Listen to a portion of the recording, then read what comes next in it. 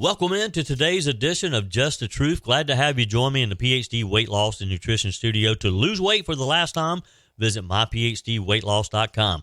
Breaking news late yesterday afternoon, Hunter Biden was indicted in California on 9 new charges related to his alleged failure to pay taxes, according to documents made public. The 9 new charges include 3 felonies and 6 misdemeanors. We have all the details for you. A major donor to the University of Pennsylvania is withdrawing a donation worth roughly $100 million as a protest against the college's handling of anti-Semitism on campus and the controversial testimony by UPenn's president on the subject. Looks like President McGill got the message as she released a groveling video hoping to win back the confidence of the average American. We'll give you all the details. And a receipt for a $16 McDonald's meal posted on TikTok last year has resurfaced and gone viral again, serving a taste of how many Americans are battling with soaring food prices. Joe Biden may go down in history as the president who let the price of a Big Mac get out of hand. This is quite the scary story. FBI agents cataloged Cartier bracelets, Rolex watches, and stacks of cash as they combed through safe deposit boxes seized from a Beverly Hills business accused of money laundering. But the owners of many of those boxes were never accused of any crimes, and they want their money back. It's called civil forfeiture and is a growing concern around the country. I told you we'd be back. And ye shall know the truth, and the truth shall make you free. It's Joey Hudson. I wanted to name it the Joey Hudson bill, but, they don't allow you to put names on bills. But I wanted to call it the Joey Hudson bill because I know that one's been near and dear to you for a number of years. That's how it's done. Let your voice be heard. And the truth shall set you free. Here's Joey Hudson. Let's jump right in with breaking news from yesterday afternoon. Hunter Biden indicted in California on 9 new charges related to his alleged failure to pay taxes. These 9 new charges include 3 felonies, 6 misdemeanors. Biden is already facing federal firearms charges, as you know, in Delaware over his purchase of a firearm in 2018, despite being a substance abuser. Those are minor crimes compared to what he could be facing now. According to the latest indictment filed in the U.S. District Court for the Central District of California, Biden engaged in a 4-year scheme to not pay at least $1.4 million in federal taxes between 2016 and 2019. The indictment says that Biden spent millions on an extravagant lifestyle, including membership in sex clubs and more than $188,000 on adult entertainment rather than paying his taxes. According to the indictment, Hunter Biden, quote, continued to earn handsomely and to spend wildly in 2018. His expenditures increased as his income increased, the indictment says. In 2018, the defendant spent more than $1.8 million, including $722,000 in cash withdrawals, approximately $383,000 in payments to women, approximately $151,000 in clothing and accessories, approximately $78,000 in miscellaneous retail purchases and other payments, and the defendant did not use any of these funds to pay his taxes in 2018. Special Counsel David Weiss has been using a federal grand jury in Los Angeles, we're told, to gather evidence of possible criminal tax charges against Hunter Biden. Biden, of course, pleaded not guilty in October to federal gun charges in the U.S. District Court of the District of Delaware after being charged out of Weiss's years-long investigation. Weiss's criminal investigation was expected to wind down with a plea deal. Biden planned to strike a plea deal with prosecutors over the summer before, you may recall, the deal just completely fell apart. And boy, should we be happy that it did. Hunter Biden would have pleaded guilty to 2 misdemeanor tax evasion charges and would have entered a separate agreement on the gun charge. We're told that he would have served 2 years of probation rather than any jail time based on the deal that had been proposed. The agreement also contained immunity provisions, and defense attorneys have argued that they remain in force since that part of the agreement was signed by a prosecutor before they walked away from the deal. Prosecutors disagree with that, though. They point out that the documents weren't signed by a judge and are invalid. The latest charges come ahead of an expected vote possibly next week by House Republican leaders who could formally initiate an impeachment inquiry into President Joe Biden over possible ties to Hunter Biden's business dealings. This has not been a good week for the Biden family. Earlier this week, House Oversight Committee Chairman James Comer released subpoenaed bank records showing an entity owned by Hunter Biden had made, quote, direct monthly payments to Joe Biden. The White House has repeatedly said that President Biden did nothing wrong, had no knowledge of his son's business dealings. On Wednesday, you may recall, we talked about this a bit yesterday, President Biden walked out of a news conference still denying that he had anything to do with Hunter's business dealings. I'll talk to you more after the and also China. President Biden on Ukraine and also China. There's polling by the Associated Press that shows that almost 70% of Americans, including 40% of Democrats, believe that you acted either illegally or unethically in regards to your family's business interests. Can you explain to the Americans amid this impeachment inquiry why you interacted with so many of your son and brother's foreign business associates? I'm not going to comment on that. I did not, and it's just a bunch of lies. You didn't interact with many of their business associates? I did not. There's lies. What's the contingency plan on Mr. President, do you think there is any Democrat? A bunch of lies, you heard him say. And he has said that repeatedly. He has denied any association over and over again. And we have this on tape. George Washington University law professor Jonathan Turley told Laura Ingraham on Fox News last night that the indictment of Hunter Biden may rhetorically box in President Biden due to his long-held denials of knowledge or participation in Hunter's foreign business dealings. Turley argues that there are some similarities between Biden's denials and former President Clinton's famed denials. Remember when Clinton said, I did not have sexual relations with that woman during the 1998 Whitewater Lewinsky scandal? Well, Turley thinks that this could be Joe Biden's moment. Here's the exchange between Laura Ingraham and Jonathan Turley. Well, it reminds me of Clinton's sort of chest poking, saying, I did not have intimate relations with that woman. I mean, basically, he's saying, I did not have interactions with those people. It didn't work for Clinton. And it's even more insulting here. You know, you have a poll showing that roughly 70% of the American people don't believe the president. They believe that he has done something unlawful or unethical. And by the way, 40% of Democrats feel that way. And so the question is, with almost half of the Democratic Party, you don't have a single Democratic member who we expect will vote for the impeachment inquiry, just the inquiry to investigate these issues, not to vote on impeachment, but to look into, to establish whether there's grounds for impeachment.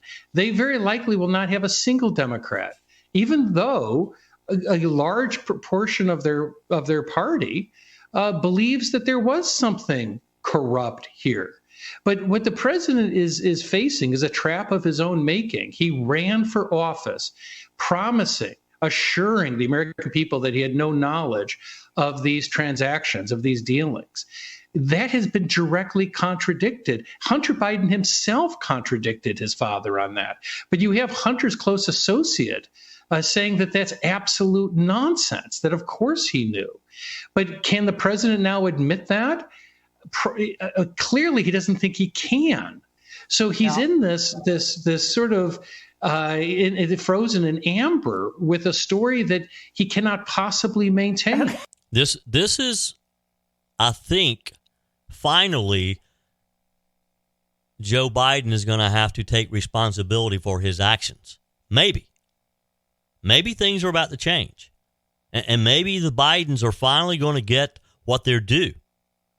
House Republicans have warned that Hunter Biden, that they would move to hold him in contempt of Congress if he doesn't appear for a closed-door deposition on December the 13th. Of course, Hunter is insisting that he would only testify if the House would have it in public, because information from closed-door testimonies he says, and probably is valid, is selectively leaked and used to, quote, manipulate even history of the facts and misinform the American public, according to his attorneys. Now, this latest indictment may give him the cover that he wants to plead the fifth and not even appear before Congress at this point. But again, is this the turning point? Do you think that finally the Biden crime family are going to be held responsible? Love to get your feedback. 864-477-JOEY.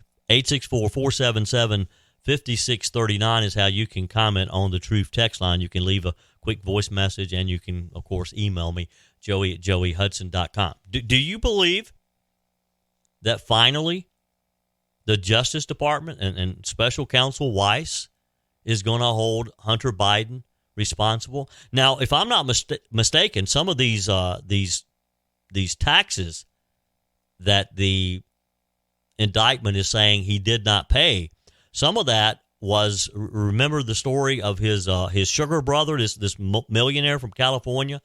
I told you about him the other day. Up until now, we thought that he had loaned Hunter about $2 million. Now there's evidence suggesting it could be $4 to $5 million. Well, $1 million of that was used to pay some of Hunter's taxes. This guy kind of came in and bailed Hunter out to try to keep the IRS off of him. Evidently, though, the special counsel's office has a different idea of what's going to happen there. Speaking to Fox News, former Representative Sean Duffy, he's a Republican from Wisconsin, said, "I think a lot of people felt that David Weiss was going to let these charges skate and Hunter Biden would never be held accountable for making millions of dollars overseas, and a lot of people will say that was inappropriate." Duffy surmised that if legal conditions worsen for the Bidens in this Los Angeles case, that Democrats are going to seek an off-ramp and look to the hair gel governor for 2024. Is this where Gavin Newsom rides in on his white pony to save the Democrats? Is this setting it up? We'll see. We'll see. Story out of the Epic Times, and the news only gets worse for Joe Biden. A receipt for a $16 McDonald's meal that was posted on TikTok last year has resurfaced, and it's gone viral again. Just kind of serving a reminder of how many Americans are battling with soaring prices, particularly food prices. So here's the story, if you've missed it.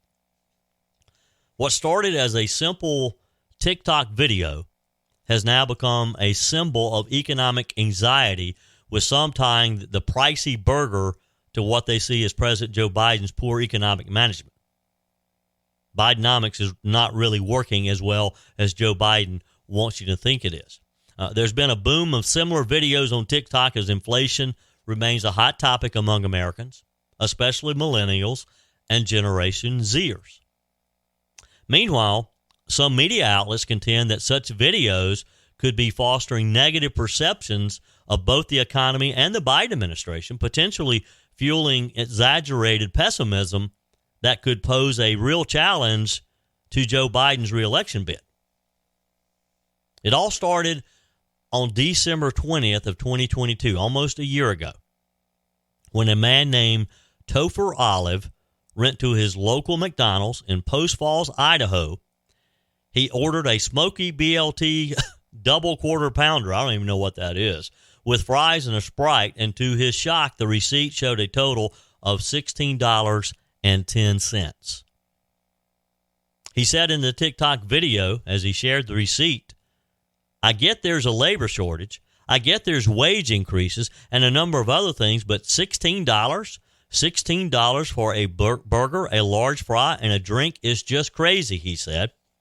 The TikTok video went viral then. It's gone viral again.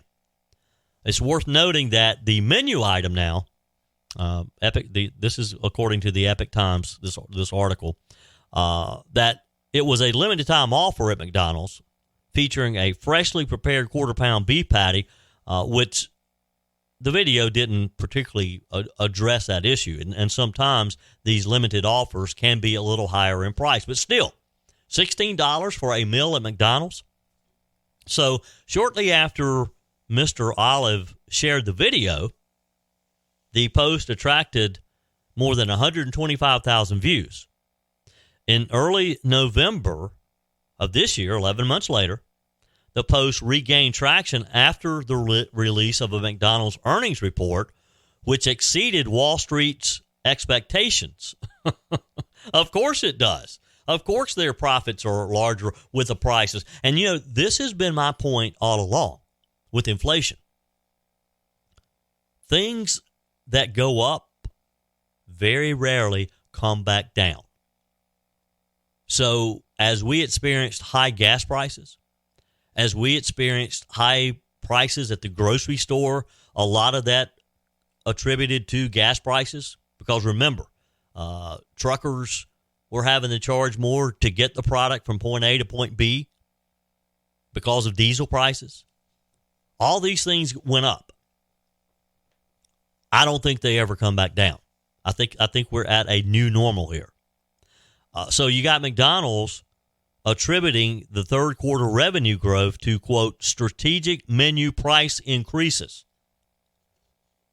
Recently, a number of news organizations picked up the story of Mr. Olive's pricey burger. The New York Times and the Washington Post, for example, investigated whether TikTok posts in general are fueling voter anger towards President Joe Biden.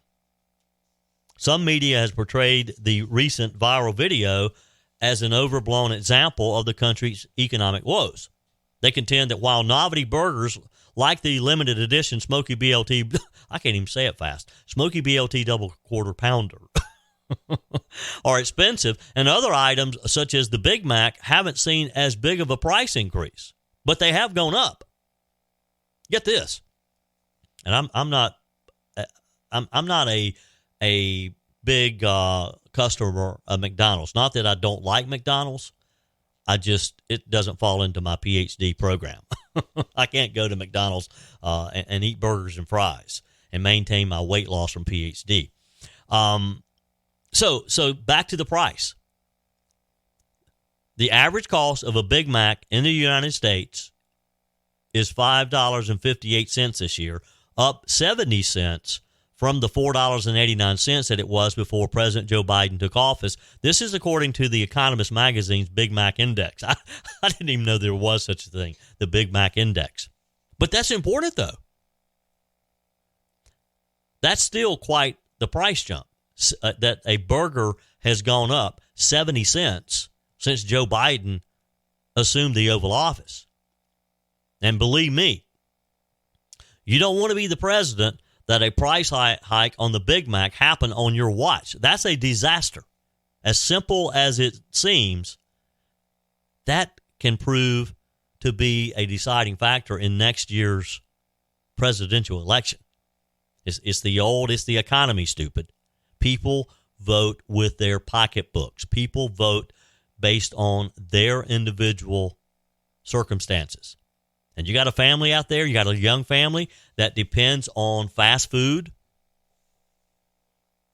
and their favorite burger has gone up 70 cents. I don't know.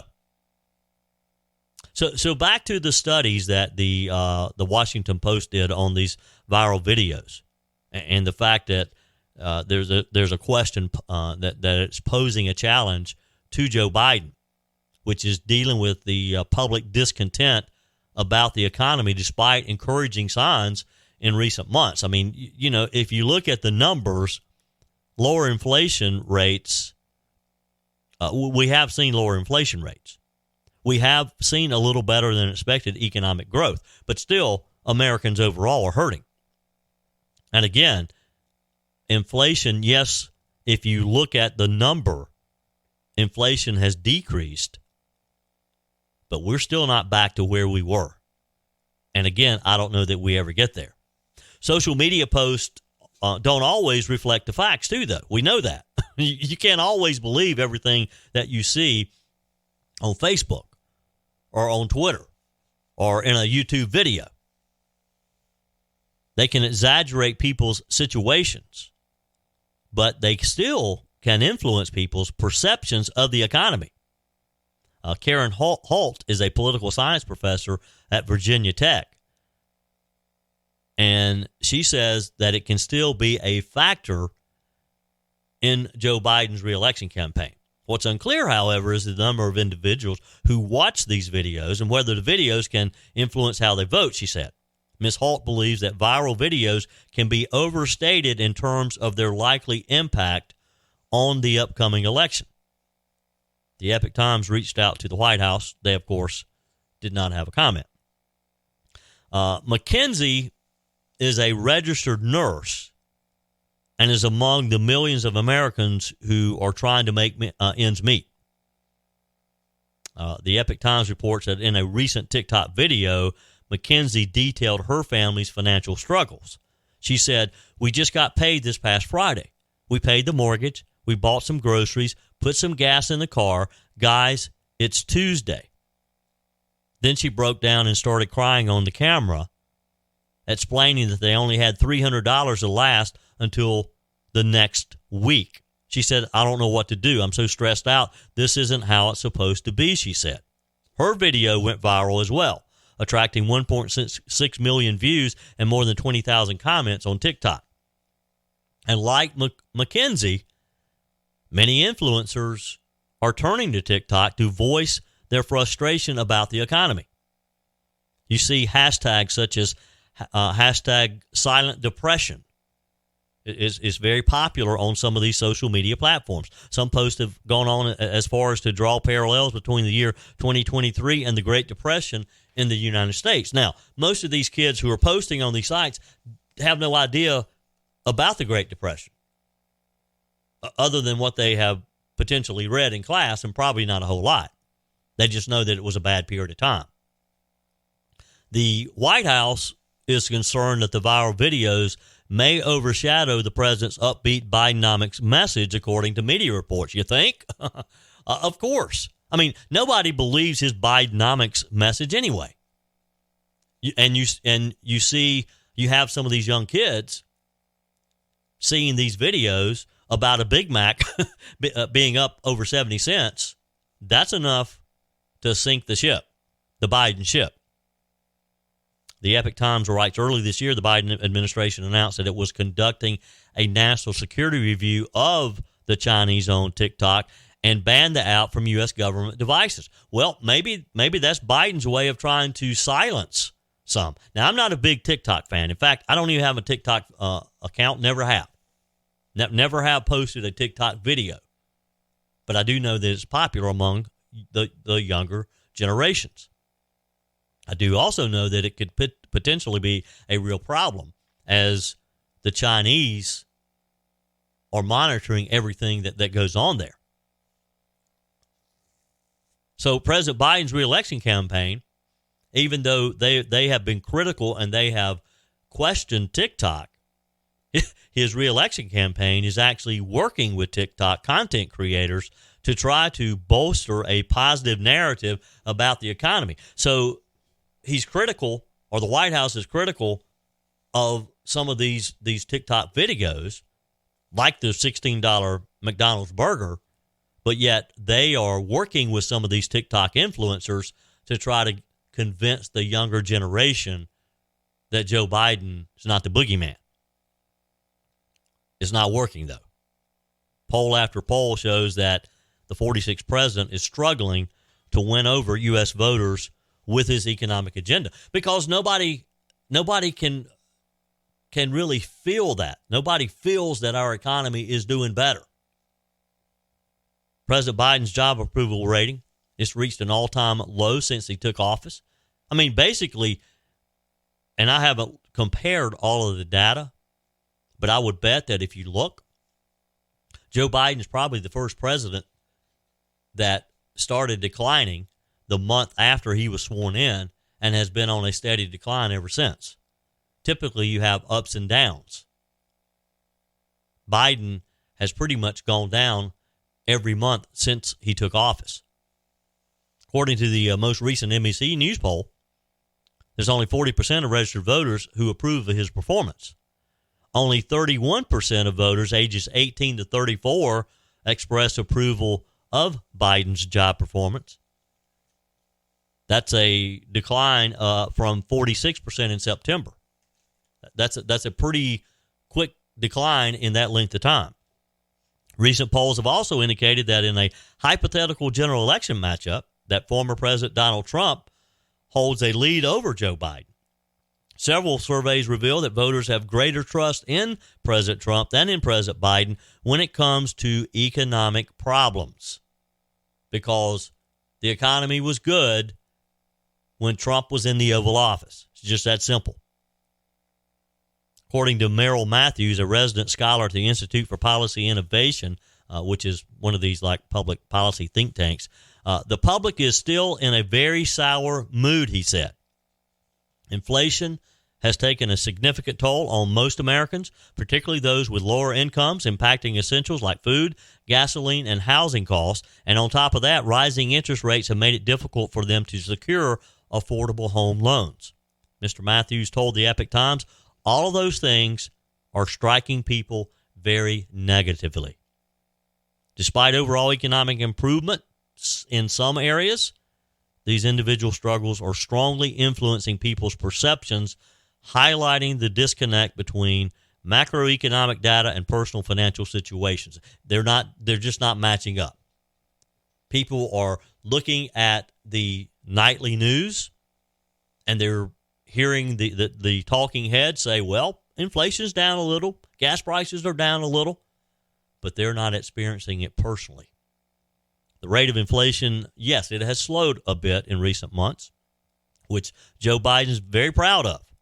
But overall, prices have surged by nearly 18% since he took office. More than 20% for food, about 55% for gasoline, 18% for housing. This according to data from the U.S. Bureau of Labor Statistics. And again, don't forget the Big Mac. That's gone up 70 cents. And then you look at Generation Z and their growing power. These next presidential election, 40.8 million members of Generation Z, those born after 1996, will be eligible to vote, giving these young people enormous political clout if they show up at the polls. That's going to be the real challenge there. When their voting powers combine with that of millennials, they may account for as many votes next year as baby boomers have over this past decade. According to Ms. Holt, some studies indicate that people tend to form their perceptions of economic performance approximately 6 months before an election. And even if the economy improves in the months leading up to the election, changing people's perceptions can be a challenge. She points out and used as a demonstration President George H.W. Bush's 1992 reelection loss to Bill Clinton. She said the window for the Democrats is closing pretty quickly. A growing number of Americans, especially the younger voters, are also losing faith in the American dream because of the ongoing pessimism about the economy.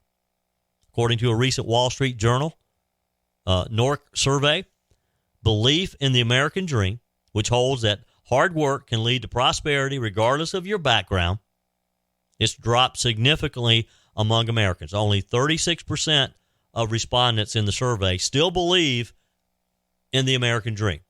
That's down from 53% in 2012, 48% in 2016. And that's sad. That's sad that Americans don't believe in the American dream. So the challenges for Joe Biden in relationship to TikTok and viral videos in general, they really kind of go beyond the $16 Big Mac. For example, TikTok has played a major role in spreading pro-Hamas propaganda while downplaying and concealing information regarding Israel and U.S. interests in the Middle East since the October 7th attacks on Israel. Arthur Herman is a senior fellow at the Hudson Institute. He talked to the Epoch Times about this. And it's just another point of concern for President Joe Biden, whose handling of the Israel-Hamas war has contributed to his recent decline in approval ratings.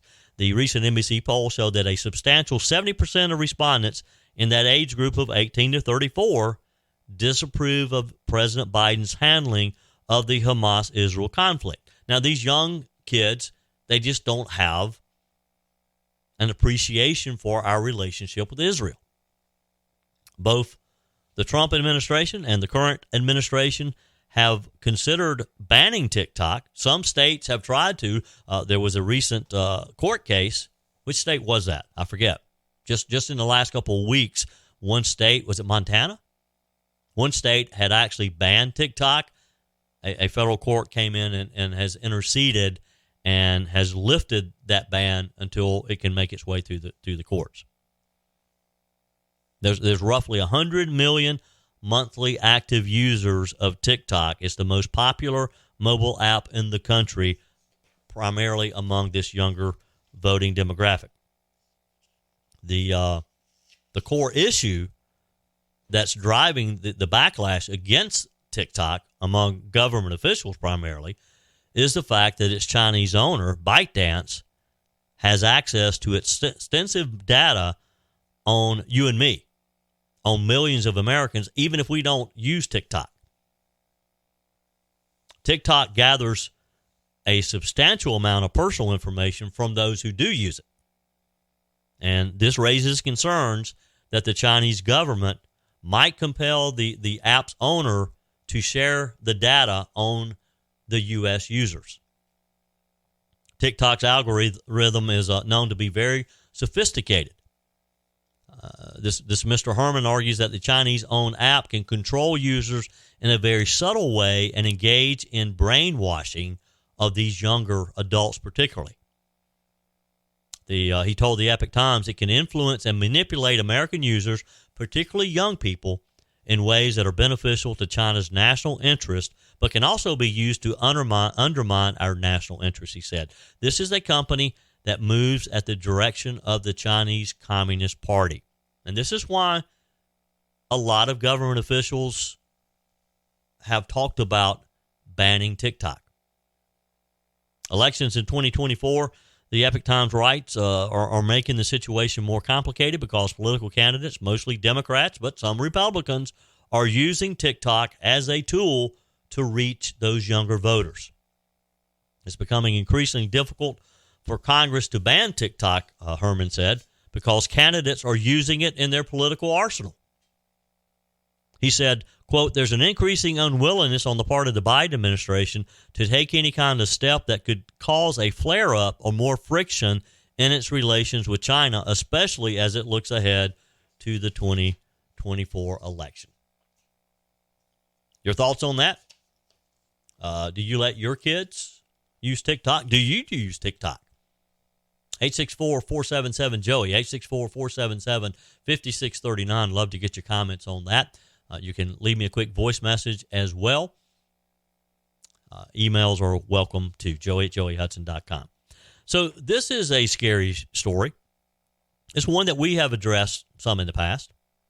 FBI agents cataloged Cartier bracelets, Rolex watches, stacks of cash as they combed through safe deposit boxes seized from a Beverly Hills business accused of money laundering. But the owners of most of the boxes were not accused of any crimes, and they want their money back. Just a scary story.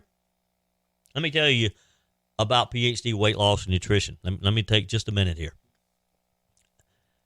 3 years ago, I was introduced to Dr. Ashley Lucas and her team at PhD Weight Loss and Nutrition.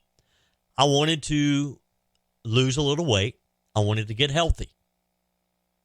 And boy, am I glad I made that call. Am I glad that I sat down for that initial consultation, because now 3 years later, I lost 30 pounds within a few months, and I've been able to maintain that weight for 3 years. And that's what I love about PhD Weight Loss and Nutrition. That's why I love to tell you about this wonderful program. If you want to get healthy, because it is about your health. This is not a fad diet. It's about the science of nutrition, what to eat, when to eat, and how to eat. And Dr. Lucas and her team at PhD Weight Loss and Nutrition, they'll teach you all about that. They'll teach you about your relationship with food. And they'll teach you, they'll give you the tools to lose the weight, but better yet, to keep it off. That's the important thing. That's why I never hesitate to recommend PhD Weight Loss and Nutrition. Make that call today. Set up your initial consultation. 864-252-4925, 864-252-4925. Call them right now. Set up that appointment. Be sure and let them know that you heard them here. I told you about them here on Just the Truth. You can do it online as well at myphdweightloss.com. PhD Weight Loss and Nutrition, the official partner of the Clemson Tiger. So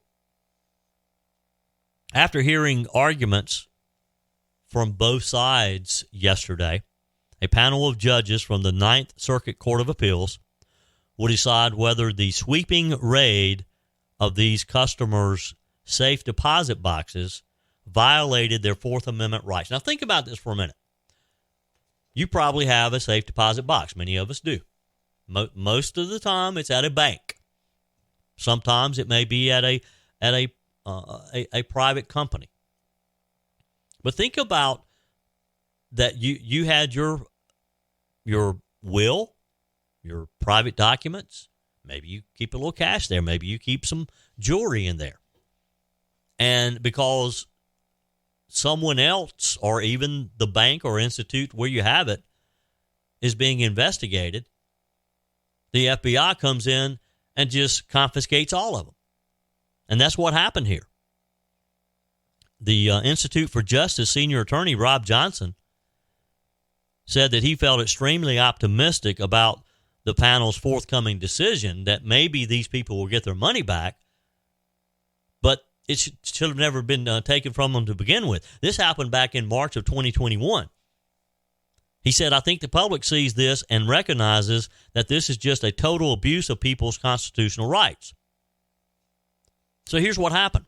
The FBI seized around 1,400 safe deposit boxes from U.S. private vaults. It's a Beverly Hills-based company. According to court documents, they were regularly used by unsavory characters to store criminal proceeds. Again, that may happen. Your safe deposit box at your local bank. There could be some criminals hiding things there. But does that mean that the government has the right to take everything from all of those safe deposit boxes?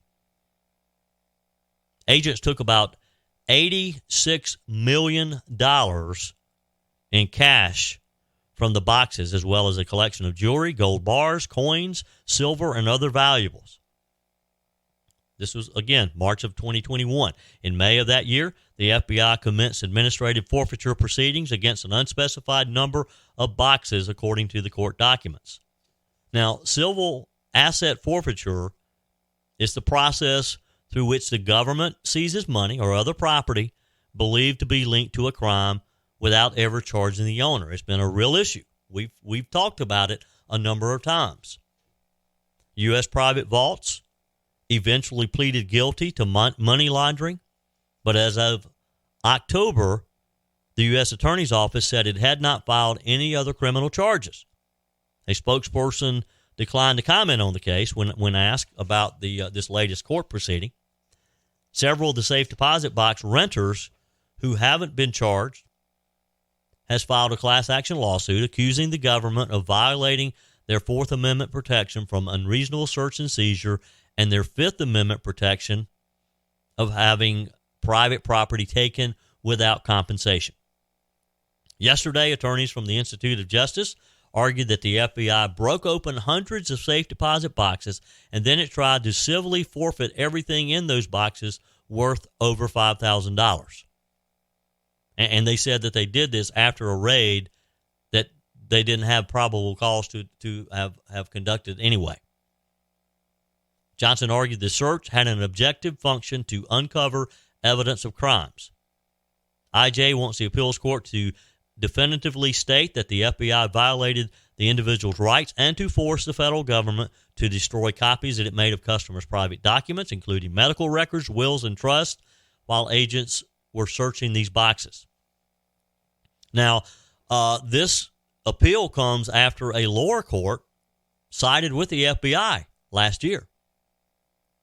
Unsealed court documents showed that the FBI and the U.S. Attorney's Office never told the judge, though, that and this was in their warrant request, that they planned to confiscate the contents of every box containing at least $5,000 in cash or belongings.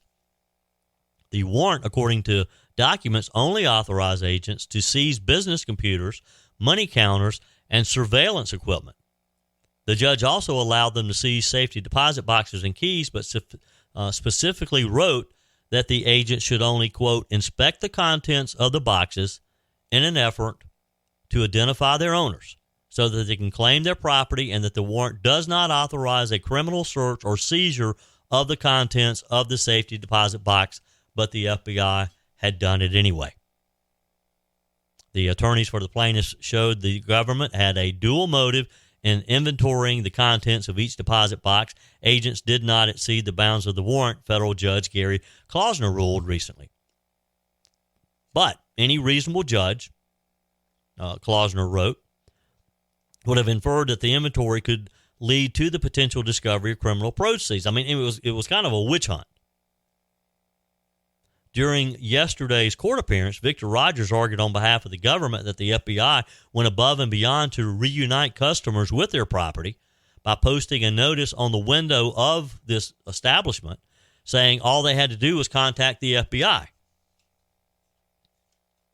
The judges, though, grilled the government's attorney on whether the FBI ignored the warrant's limitations to begin with, and why agents even needed to open the seized boxes, and why drug-sniffing dogs were present during the seizure, a move that IJ alleged was taken solely for the purpose of uncovering evidence of crimes. Jenny Pearson, a nonprofit director who rented a post office box there, said it was really nice to hear the judge ask questions that seemed to put the counsel for the FBI on the back foot, that they were being truly questioned about the morality of what happened. It was a good feeling to be there in court today, she said. The panel is expected to issue a decision in the next few months. The FBI declined to comment on the pending litigation. The agency calls forfeiture an important tool for disrupting and dismantling criminal and terrorist organizations and punishing criminals, as well as compensating victims and protecting communities. Forfeiture generated more than $47.7 billion in revenue for the federal government alone between 2000 and 2019. That's $47 billion of Americans' money, and not always, and in a lot of cases, people who had not even broken the law. IJ has filed several lawsuits related to the raid. Since then, the FBI has returned some customers' belongings. Pearson said that she and her husband got most of their property back, but about $2,000 is still unaccounted for, and it's been over 2 years since the raid. Travis May, who also used a box at U.S. private vaults to store gold and cash, said it's been just a long journey to get accountability from the government. Obviously, the journey is not over, but today felt good to have seen that those concerns are being taken seriously. That would be tough. If particularly, let's say that you had some money in there that you were depending on, and the government seizes it, and they're just sitting on it for years. 864-477-JOEY, 864-477-5639. Love to get your comments on the Truth text line. Speaking of the Truth text line, Faye writes, Joey, unfortunately, our Republicans are too busy trying to please Dems rather than keeping our republic. I'm not convinced there will ever be another Republican in the White House. I just don't see it. Too many Republicans who are actually Dems. Green and Blackburn can't save us without help. Faye, I hope you're wrong. I hope you're totally wrong, because we got to have a Republican back in the White House. Jeff writes on the Truth text line, okay, let's be honest here. Do you really think Florida State could beat Alabama? I don't. This in reference to our discussion this week about whether or not Florida State should have been in the college playoffs versus Florida State, of course, was 13-0, undefeated. Alabama was, 11-1. They lost one, but yet they jumped ahead of Florida State. Ace writes on the Truth text line, it seems that every time something bad happens at the YMCA, they discontinue the program at all of the Ys. I hope that doesn't happen. So sorry for the child and his family. I can't imagine putting trust of my child's life in the hands of someone that failed horribly in protecting her or him. Prayers for the family. Ace is talking about a story I talked about yesterday about a YMCA in Virginia being sued for $20 million because their child sadly drowned while the young lifeguard was seen with her cell phone, texting and talking and not paying attention. Franklin writes, Trump's enemies are our enemies. You're right, Franklin. Donna on the Truth text line says, hi, Joey. Been listening to you on your podcast. I enjoy it. Still miss you on the radio. I miss you too, Donna, but I'm glad you have found Just the Truth. Tell all your friends to subscribe. By the way, if you're listening and whatever device you're listening on, if you haven't subscribed or follow, please do so. Just click the follow button or subscribe, depending on what podcast application you're using, so that you automatically get the notifications when we post something new. Jennifer, in an email, note to Joey, she wrote, I've heard you talking about being a chocoholic a couple of times. Well, you're talking to the queen bee here, she says. This is the chocolate to rescue. The fact that it's such a big bar, you know that you're not going to eat the whole thing, so you just break off a block, maybe two max, and it's the drug of choice for chocoholics. Good chocolate, 70% cocoa, dark, makes a perfect happy hour any time of the day. Get it at Trader Joe's. Jennifer's right. Trader Joe's has these huge bars of dark chocolate, and it's PhD approved. That's my that's part of my PhD program. Our text of encouragement today: one encounter with Jesus Christ is enough to change you instantly and forever. God bless. Thank you for your message. Your comments are welcome on the True Text line as well. Again, 864-477-JOEY, 864-477-5639. Leave me a quick voice message if you'd like, as well as your text. So a major donor to the University of Pennsylvania is withdrawing a donation worth roughly $100 million as a protest against the college's handling of anti-Semitism on campus and the controversial testimony by UPenn's president on the subject. Portions of today's show brought to you by Discounted Appliance Warehouse. Are you tired of buying appliances from inexperienced sales staff who have absolutely no appliance knowledge? There's so many different options when it comes to appliances, many brands, many features. It's really kind of tough to figure out which one's right for you, isn't it? Well, and because you can't afford to buy the wrong one, that's why I recommend that you just go to Pickens, to Discounted Appliance Warehouse. They have an A-plus Better Business Bureau rating, nearly perfect reviews on Google, and the team at Discounted Appliance Warehouse, they have the knowledge you need to have confidence in your purchase. They'll show you around the warehouse, over 11,000 square feet, and it's slammed full of new appliances waiting for you. So let me encourage you, if you're looking for a new refrigerator, dishwasher, washer, dryer, head over to Pickens. It's worth the short drive, and talk with my friends at Discounted Appliance Warehouse. Discounted Appliance Warehouse. Find them online at dawpickens.com, dawpickens.com. So, Ross Stevens. He's the founder and CEO of Stone Ridge Asset Management. He donated to the University of Pennsylvania's,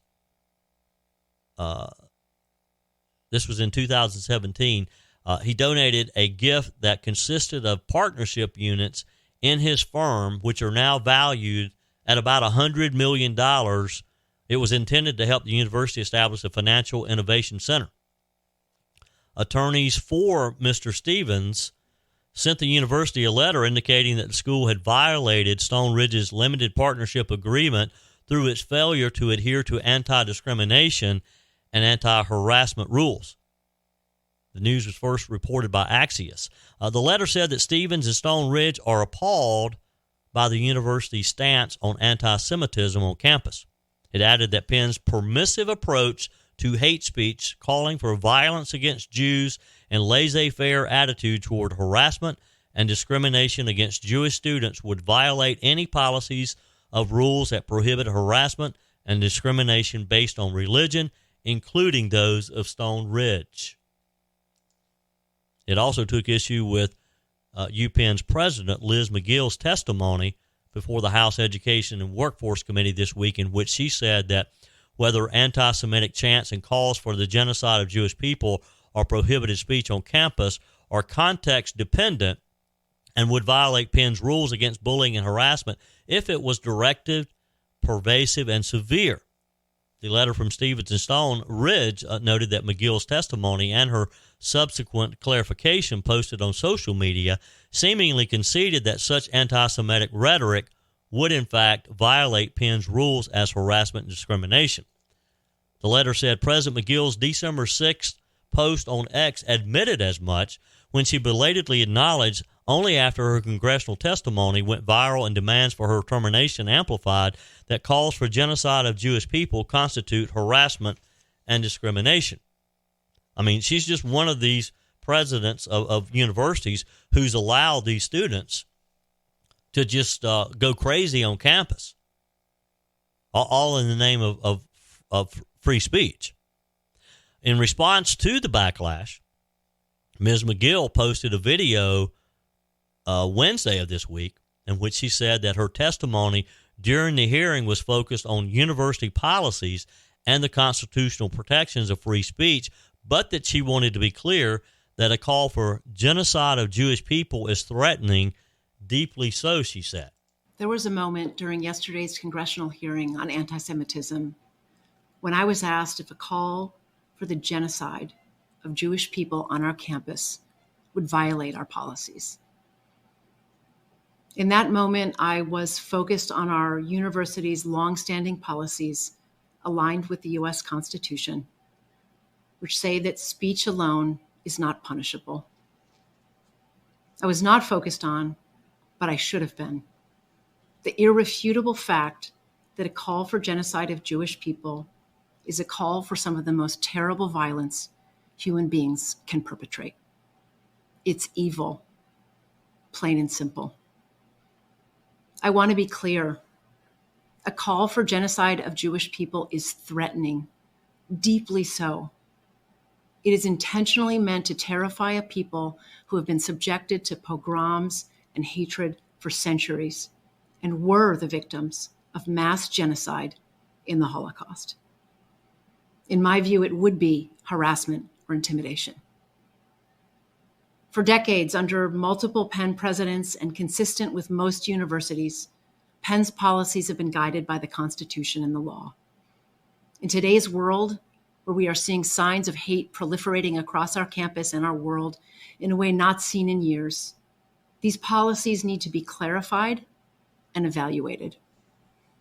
Penn must initiate a serious and careful look at our policies, and Provost Jackson and I will immediately convene a process to do so.